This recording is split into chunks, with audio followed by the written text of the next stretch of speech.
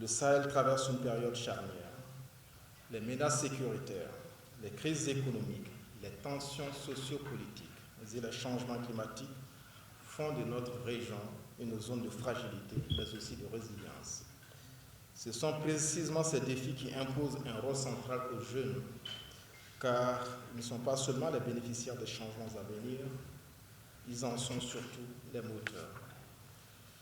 Je voudrais ici magnifier les objectifs du forum qui nous montrent clairement qu'au cœur de la transformation du Sahel, les jeunes doivent être vus comme des partenaires essentiels dans la gouvernance et la construction de la paix.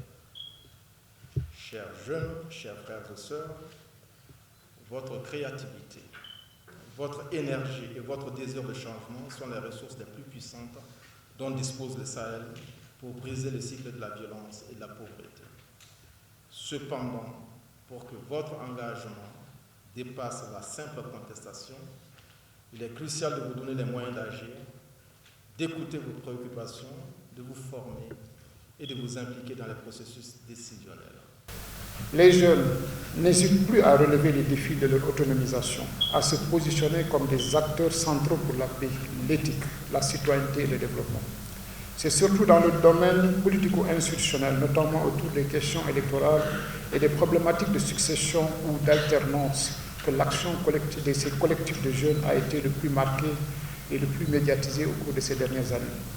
Nos 40 bénéficiaires de l'Académie des jeunes leaders du Goran Institute de cette édition ont fait preuve de compétence et de crédibilité par la production de documents de plaidoyer qualitatifs, pertinents et cohérents. C'est dire que ces jeunes sont crédibles. C'est de dire de les féliciter tous ces jeunes membres du GAELA et d'exprimer ma reconnaissance au nom du Goran Institute aux superviseurs donc déjà nommés. Je vous nomme professeur Valérie Ouedraogo du Mali. À Goran Institute pour son rôle de premier plan dans l'avancement des réflexions et des actions pour le développement des jeunes du Sahel. Je suis d'autant plus honorée que la thématique à l'ordre du jour intéresse au plus haut l'Union africaine. Parler du rôle et l'engagement des jeunes dans la gouvernance, la citoyenneté et la paix au Sahel, aller au-delà de la contestation, pour nous à l'Union africaine, c'est s'interroger sur comment capitaliser les dividendes du poids démographique de la jeunesse africaine. Pour l'AMI Sahel, le rôle de la jeunesse est incontestable et indispensable dans le processus de gouvernance politique et sécuritaire. Grâce à sa diversité, sa force, sa richesse et surtout son engagement sur le terrain fait d'elle un acteur clé pour assurer le processus de développement et de paix inclusive et durable. L'Union africaine, consciente de ce constat, a pris des initiatives stratégiques pour soutenir la participation des jeunes dans les initiatives de paix et de développement. Parmi ces initiatives, je peux lister la Charte africaine de la jeunesse qui spécifie les droits, les devoirs et les libertés de la jeunesse africaine et son engagement constructif dans le développement du continent africain.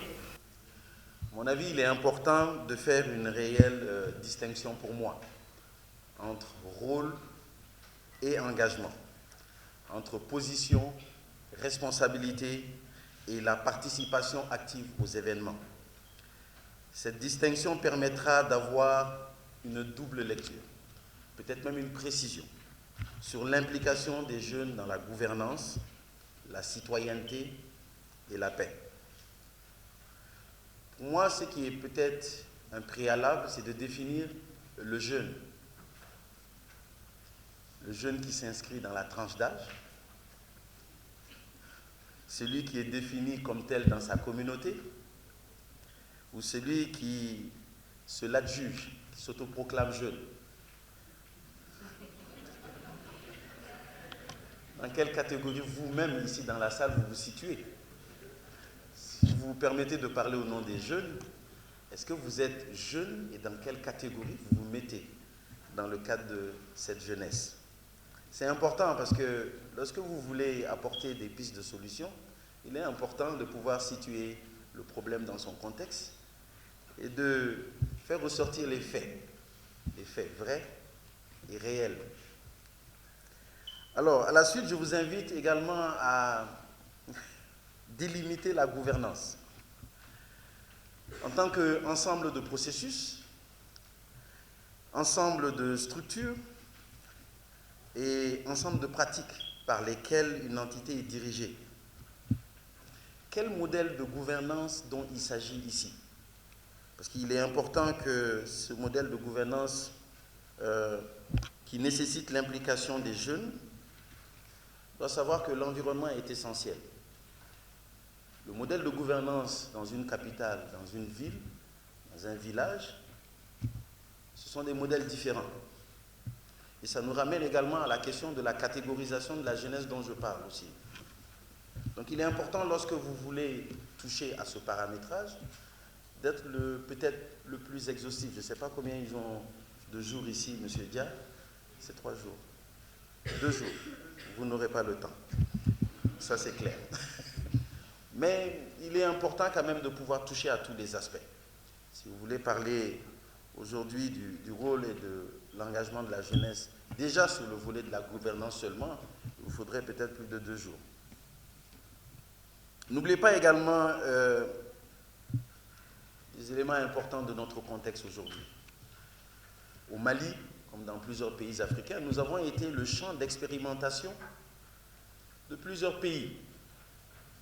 Et ces pays, pour des intérêts XY, ont eu à élaborer et à mettre en place des laboratoires ici. Des laboratoires où ils nous ont administré tous les concepts possibles. Donc il est important de savoir, de vous approprier aujourd'hui certaines notions, mais de les contextualiser. Version africaine, version vos pays, maliens, burkinabés, nigériens, sénégalais. Il faut que ce soit notre version de la gouvernance aujourd'hui. Et cela va permettre de pouvoir, aujourd'hui, permettre à cette jeunesse de mieux se reconnaître dans la définition de la gouvernance, de ne pas se retrouver au milieu d'un concept qui devient un tourbillon. Lorsqu'on y rentre, on ne fait que tourner, mais en réalité, on ne voit pas le sens dans lequel nous devons aller.